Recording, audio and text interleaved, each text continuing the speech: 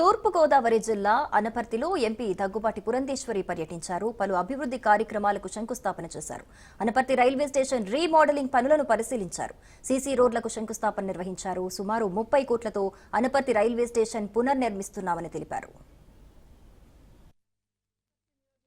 అనేక అభివృద్ధి కార్యక్రమాల్లో పాల్గొంటున్నటువంటి సందర్భంలో అమృత్ పథకం కింద ఏదైతే మన అనపర్తి స్టేషన్ అప్గ్రేడేషన్ జరుగుతున్నదో ఆ పనులు పరిశీలించడానికి నేను సోదరులు స్థానిక ఎమ్మెల్యే అయినటువంటి రామకృష్ణారెడ్డి గారు, ఇక్కడ ఉన్నటువంటి పెద్దలందరితోటి బీజేపీ జిల్లా అధ్యక్షులు ఉన్నారు, కృష్ణంరాజు గారు ఉన్నారు, ఇంకా 3 పార్టీలకు చెందినటువంటి నాయకులు, మేమందరం కలిసి ఇక్కడ ఈ స్టేషన్ అభివృద్ధి పనులు చూడటానికి ఇక్కడికి రావడం జరిగింది. మేము ఎన్నికల సందర్భంలో చెప్పాము, డబుల్ ఇంజిన్ సర్కార్ అంటే కేంద్రంలో కూటమి, అదే విధంగా రాష్ట్రంలో కూడా కూటమి అధికారంలో ఉన్నట్లయితే మన రాష్ట్రాన్ని అద్భుతంగా మనం అభివృద్ధి చేసుకోవచ్చు అని చెప్పి అప్పట్లో మేము చెప్పడం జరిగింది.